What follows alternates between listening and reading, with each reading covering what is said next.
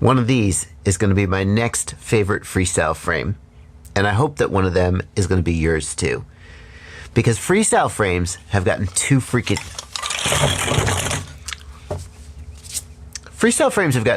heavy, in my opinion. We see people running freestyle builds in the 750, 800 gram range, and I think they fly like crap, pardon my language, parents. So my next go-to freestyle frame is going to be lighter. And I have rounded up some of what I think are the most significant, most noteworthy, lighter weight freestyle frames. And we're going to take a look at them all and decide which one you like best. I'm Joshua Bardwell, and you're going to learn something today.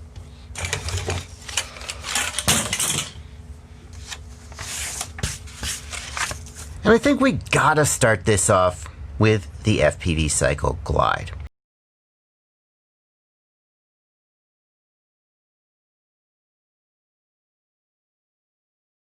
The Glide is unique in that you've got 30 and 20 millimeter mounting in the center, 20 millimeter in the rear, and this is what makes it unique, 20 millimeter in the front. So if you want to mount a 20 millimeter accessory like a micro split camera or something up front, you certainly can do that. The arms on the Glide are held in with 2 screws, and the individual arms come together at a flat point in the center. There's no interlocking or anything like that. They just press together. And that means they're not quite as stable as some of the other designs that we're going to see, but under normal circumstances, they're not going to wiggle very much either. One of the best features of the Glide is these devil horns on the end of the arm. They help protect the motors. Obviously, if a motor takes a hit at the right angle, it will be damaged, but this helps protect the motor a lot if you end up in a cartwheeling crash or something, and this is one of the best designs for doing that. We're going to see some other arm end designs that either don't protect the motor very much or protect the motor in a slightly more inferior way, but this is really the best way to design the end of an arm. Camera mounting on the Glide is by 3D printed adapter. There's no carbon fiber silliness or anything, and that means it's versatile, flexible, and pretty lightweight. The camera is not particularly well protected, and the front end doesn't have any sort of bracing, so it's just going to be the standoffs and the screws protecting it in a front end crash. However, it is a little bit of a slam deck design. It's not the tallest design, so there's not going to be as much leverage on it anyway. The people that I talk to who fly the Glide say that the #1 place it breaks is here at the arms. And in fact, the Glide is, and this is going to be true for many of these lighter weight builds, you got to give something up somewhere. And the place they give it up is by allowing the arm to break, typically here at the base. It means that it's relatively easy to change it out for a new arm. You don't have to rip all your electronics apart like you would if you broke a top or if you broke a bottom plate specifically. And since the arm breaks at the base, you're less likely to rip the motor wires out of the motor. When an arm breaks here near the motor, you're more likely to damage the motor. Obviously, nothing is guaranteed. Sometimes the arm does break at the motor and you, sorry about that, lose the motor, but that's where this one tends to break if it does break. Next, I want to look at the Rotor Riot CL1 Vanover edition.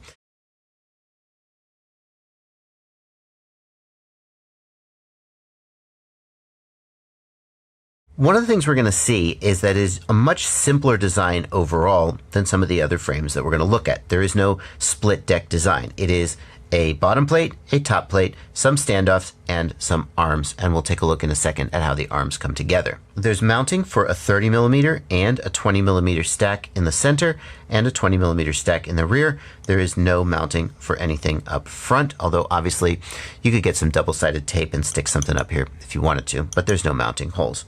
As we look at the bottom plate of this one, we see a continuation of the kind of utilitarian, very basic. They're not trying to make something floofy or fluffy, and it's kind of amazing that they got the weight down to where they did on something with this few cuts in it. The trade-off will be that this should be a really durable frame, especially given the thickness of the carbon. I wanted to show you how the arms were held together, but now it's all just falling apart. Basically, they come together like so. They have a big flat surface holding them together, and 2 screws, 1, 2, holding them in. Unlike the FPVCycle Glide, all 4 of the arms are going to come together here on this one and meet just like so, with an X plate on them. Again, not very like complicated or sophisticated, but very simple and probably effective. It is worth noting that the stack screws do go through the arms here. The arm provides very little protection for the motor. There's no devil horns, and there's just the tiniest bit of a nub sticking out here to help protect the motor in a cartwheel. And the arm does have some radius here to avoid stress risers, like if there was a sharp edge, but you can see that there's a long straight segment here, and that is probably going to be where the arm breaks if it does break, as opposed to some of the other designs which will have a sort of a tapered design along the whole length of the arm, which is going to be a little stronger. However, it is worth pointing out that these are 6 millimeter thick arms, which are like really thick. So even though the arm is relatively thin in this dimension, the fact that it's 6 millimeters thick probably means this is going to be one of the most durable frames in this roundup. And that extends to the body plates too. The bottom plate is 3 millimeters, and the top plate looks like it's 2 or maybe 2.5 millimeters. So this is really going to be a very durable frame. I should also mention that the CL1 comes with these Rotor Riot quad skids. These skids are used if you're going to be, if you want to do skids on like asphalt or something. It's going to keep you from scraping the bottom of your frame, or just give you something to land on. It does come with motor screws. I think there's one other frame that includes motor screws, but it comes with motor screws of 2 lengths, one for if you are and one for if you aren't using these skids. So that's a nice touch.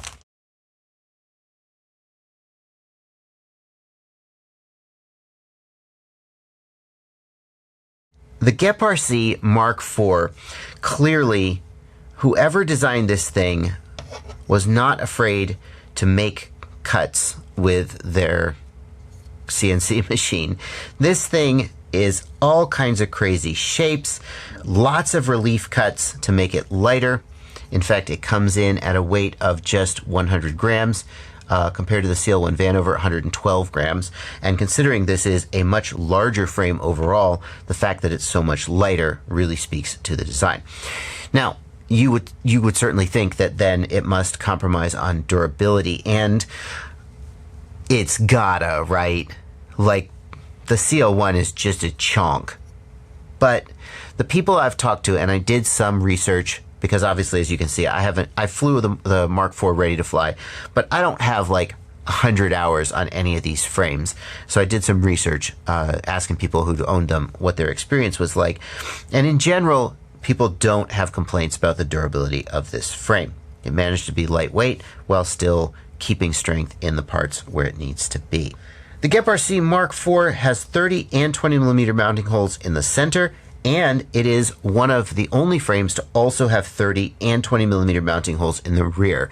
The Moongoat also has that, and they're the only ones in this roundup too. So if you really want to mount a 30 millimeter stack in the rear for some reason, this or the Moongoat are going to be your pick. GEPRC includes an additional carbon fiber plate up front and in the rear to help strengthen it for those cartwheels or frontal impacts. This is a really nice touch. This piece is replaceable if it starts to wear away, and allows them to thicken up the front and rear without having to thicken up and add weight to the whole bottom plate. In addition, you can see that GEPRC has included countersunk screws here. I can't decide if that's a plus or a minus. Countersunk screws are like a really nice aesthetic touch, but it does mean you're going to need to have another set of screws if you want to have spares. And I might almost prefer just to have standard M3s, so I just have all the spares that I need. Still, it can certainly not take points away for going the extra mile to make something look really nice. The screws on the top plate are also countersunk and flat, and in that case, it actually has an effect. It helps keep the screws from digging into your battery. And yes, it does come with a battery pad. The battery pad is super thin and basically garbage, and I wouldn't use it. I would use some Ummagawd or something. But even when you're using a battery pad, sometimes the screws can dig into the battery, so having flat screws on top is a really nice touch. One of the things that bugs me about the GEPRC Mark IV, and we'll also see this in the HaloRC Osiris, which I think we're going to look at next, is that they've mounted the arms above the bottom plate, and that eats up a lot of room on the inside of the frame. So, for example, we've got these 30 millimeter mounting holes here, and if, like, you had an ESC with big, like the XC60 and the motor pads hang out over the edge, or something like that, you may get into a scenario where they bang up against this or don't fit for some reason. If you're trying to install a capacitor in the back of your ESC, it may bang up against this, and there's just not as much room on the inside. The advantage of this is that it results in a very compact design and a very centralized center of gravity and a very nice flying quad, but it does mean that you got a little bit more complexity in the build. The arms on the GEPRC Mark IV are tapered along their whole length. There's just a little bit of a taper here, and that's going to add just a little bit of additional strength compared to if they were completely parallel. And you have a nice sticky outy piece here to help protect the motors. Not quite as good as if it was two devil horns, but still definitely something. Finally, here's the camera mount for the Mark IV. It does have a little bit of ability to slide the camera forward and backward, and a little bit of protection here. And it's also pretty clever how they've got this kind of milled not quite all the way through the top plate, and these arms just kind of lock in, and it's kind of cool looking. You don't know if it's functional, but it's a pretty standard camera mount. It does add some bracing to the front, but not as much as if you had a whole square piece here. So not quite as much bracing here as you might like to see.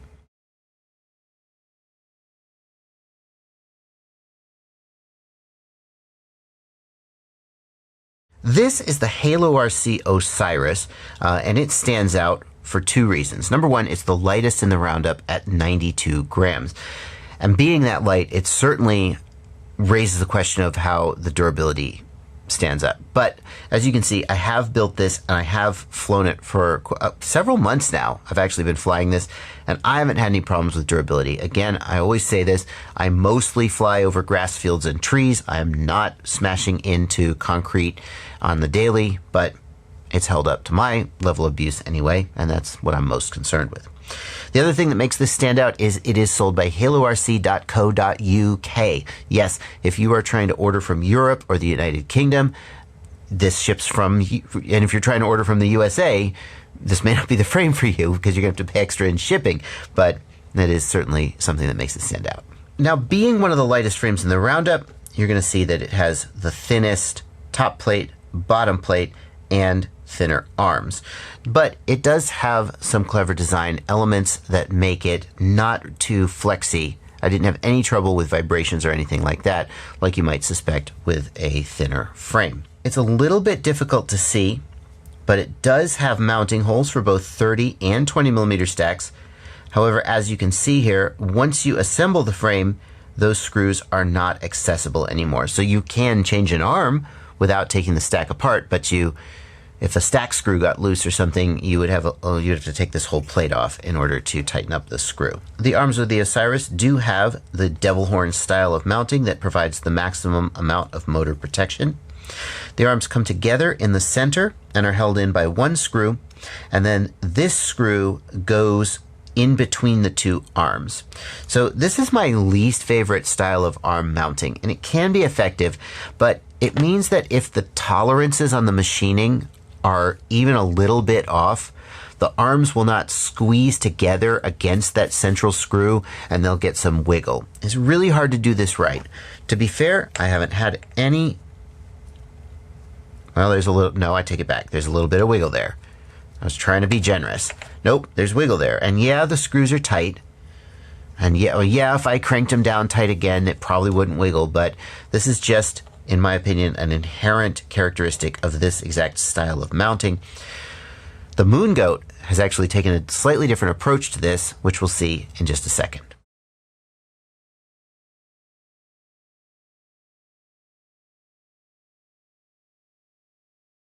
This is the Moongoat from Ummagawd, and I brought the scale in here because this is listed as 105 grams. And when I first saw this frame, I could not believe it was that light. If you look at the thickness of the arms and the thickness of the bottom plate, many of the compromises that are usually made to get a frame down to 105 grams haven't been made. So has Tommy somehow managed to get like the best of both worlds? I guess so. It's weighing in at 108 grams, and by the way, that is with the battery pad on.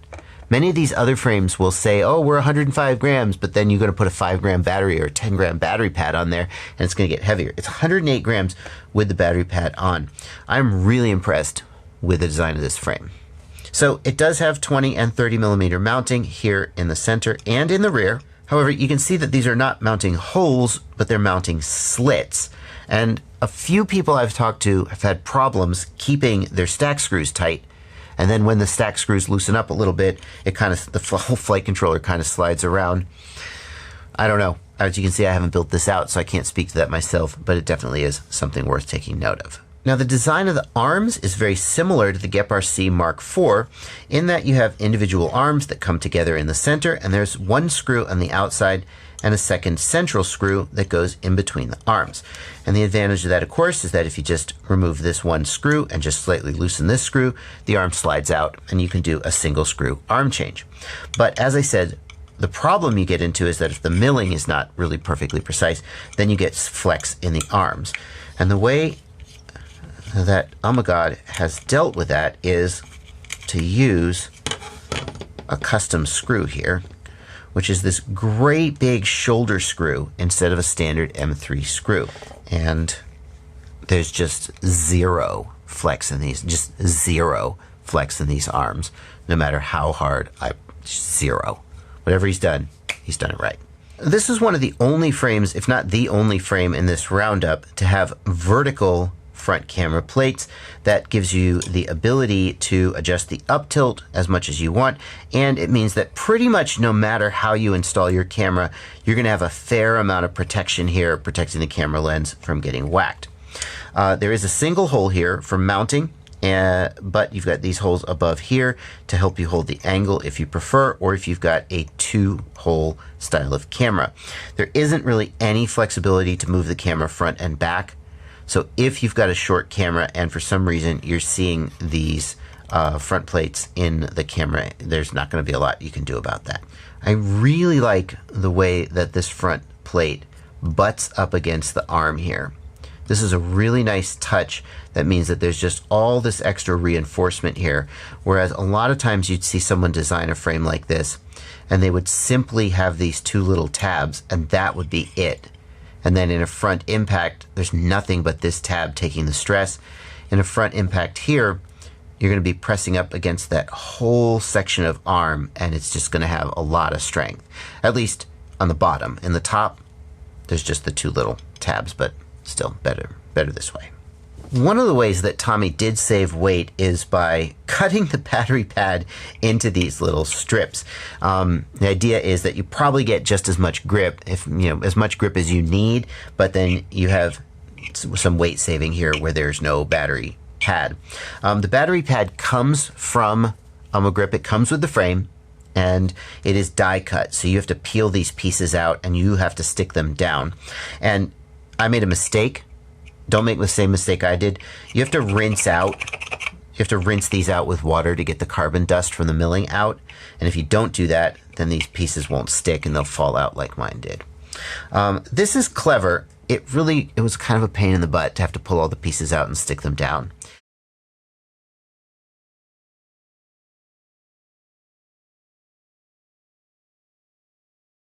Now we come to what might be one of the most innovative frames in this roundup, the Lumenier QAV-S. And innovative isn't always a good thing.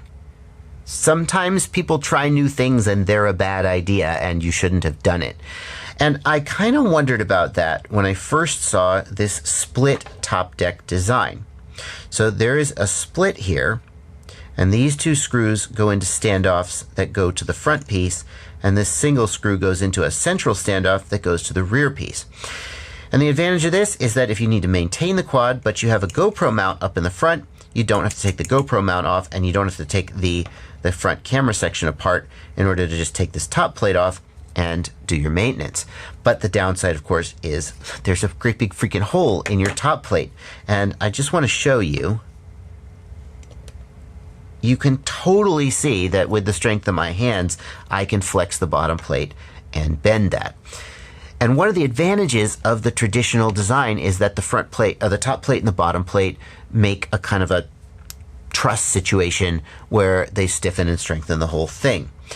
I have asked people who've been flying this frame. This is a relatively new frame, so there's not many people who have a lot of time on it, but I've asked, The people who've been flying the frame tell me that they haven't had any problems with vibrations and they haven't had any problems with durability.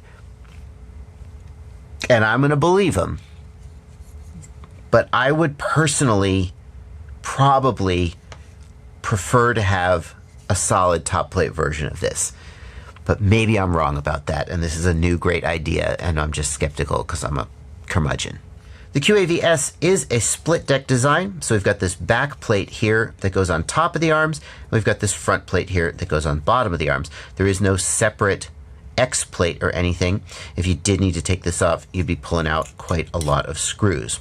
The split deck design does mean that the whole inside of the frame is pretty clear, so you can put in flight controller, Vista, whatever you need, and there's not a lot of dealing with like the arms of the Mark IV where they would get in your way. You're pretty unobstructed through the length of the body. There are mounting holes for both 30 and 20 millimeter stack in the center and a 20 millimeter stack in the rear, and nothing up front. And as you can see, you can easily access those screws without having to take anything apart. It's a really nice touch. Arm change on the QAV-S is a single screw. One screw comes out and then the arm pulls straight out like that. And you can see what they've done here is they've got this long piece extending in. I'm going to take it the rest of the way apart so you can see how it goes together. But they've got this long piece here holding it in, but so it's nice and stiff and strong, but it also just slides out really easily if you need to change anything. Let me finish taking this apart, because it's pretty cool how this goes together. So there's this little piece, this little angle piece, and then there's this piece. What happens is this piece sits up against the bottom plate. The arm comes in like so, and then this piece screws in here. And that is so freaking slick. That is so freaking slick. I also really like that the arms are tapered and radiused along their whole length, right? So there's a lot of strength there. The arm doesn't have the devil horn design. It's only got the single point, so that's not the best, but overall, I'm really a fan of the design of this frame. The camera mounting on the front is a little bit of a throwback to some older designs. This is reminding me very much of like the old QAV-R. I don't know if anybody remembers that, but it's basically just a rectangle of carbon with some tabs into the bottom and top plates and some holes for mounting the camera. Now you do get some flexibility with how you mount the camera. There's several holes here and several little slits here for you to set your angle. You don't have a lot of flexibility to move it front or back, which would kind of be nice. I mean, you could flip this around and use this hole instead, but basically it's just going to be how it is, and if the camera sticks out and isn't protected by the standoffs, well, you don't have a lot you can do about that. The rectangular piece in the front, though, is going to add a lot of strength to the front end. Just any kind of frontal impact you get is going to be just completely absorbed here.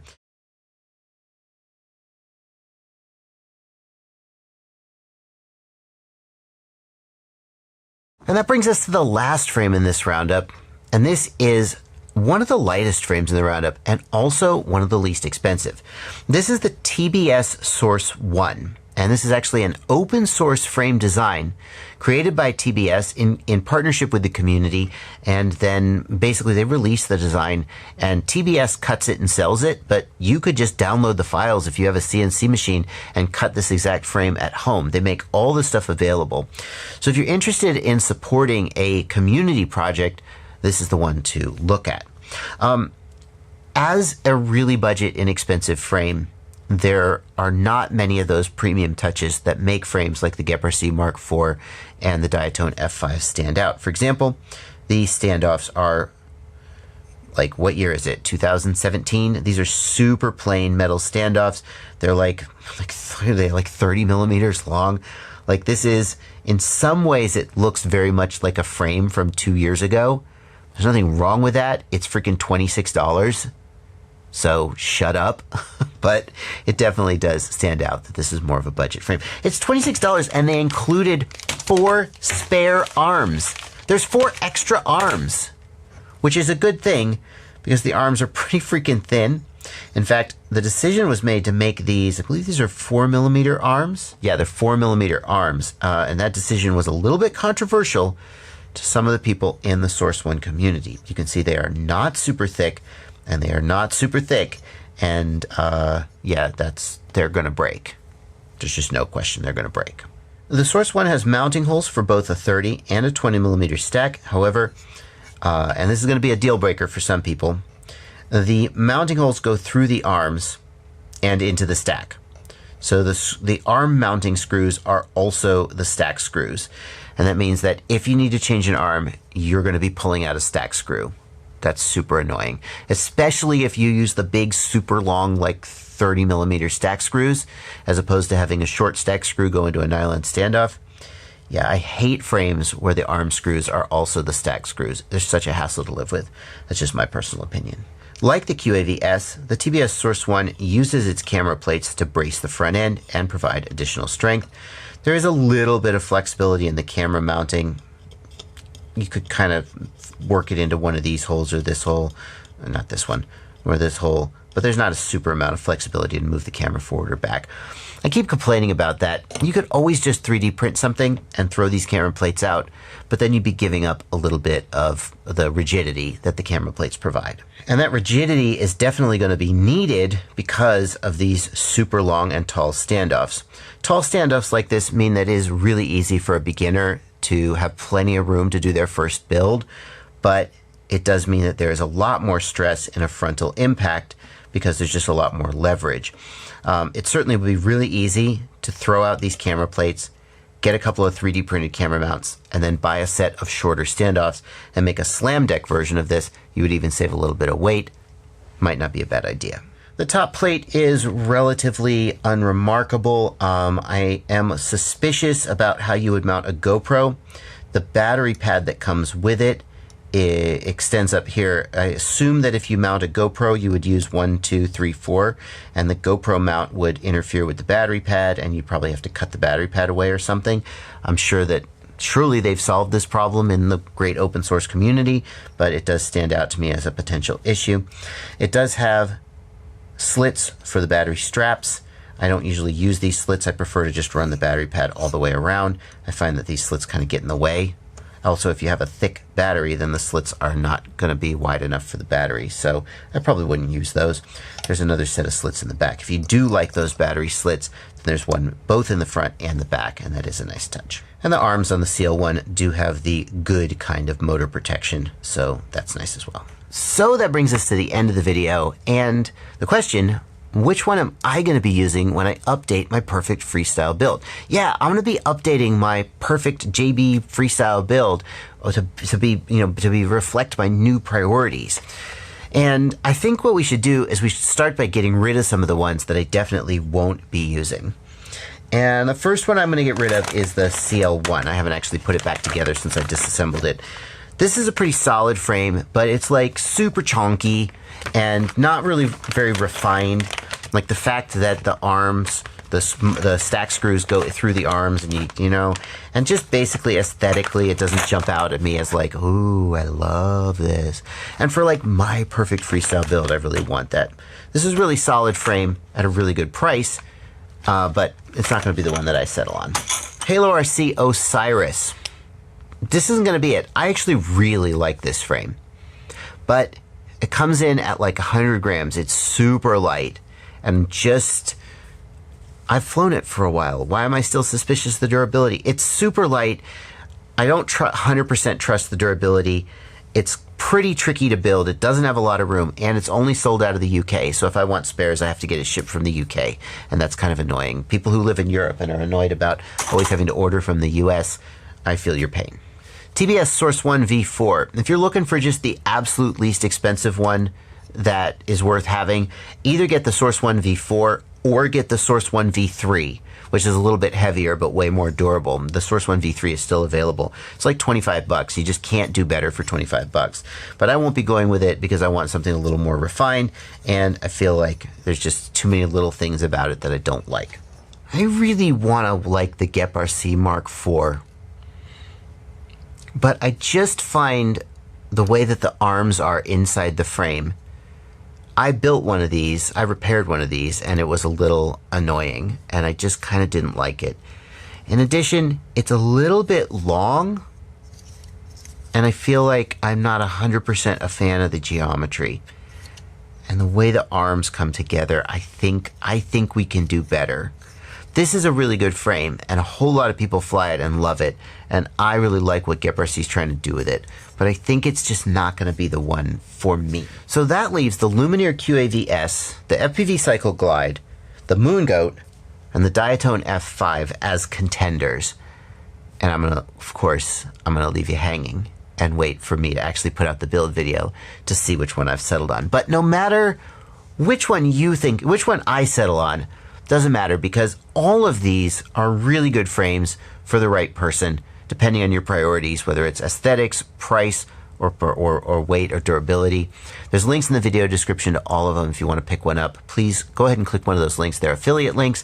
It means that whenever you click one of those links and make any purchase after you click that link, you don't have to buy any specific item. Just click the link, make a purchase, I get a small commission, and it's an easy way for you to support the channel. It doesn't cost you anything. Thank you so much for watching. I hope this has been super helpful. I bet it turns out to be a little bit of a long video, but for people who are looking for a lightweight freestyle frame, I hope that this gave you the information you needed to decide which one is right for you. That's going to do it for this video. Thanks for watching. Happy flying. Do you see this baby? Isn't he cute? Hit the subscribe button. Join my Patreon. Use my affiliate links. Or just keep watching videos. That's better than nothing. Cuckoo Gaga, subscribe to my daddy.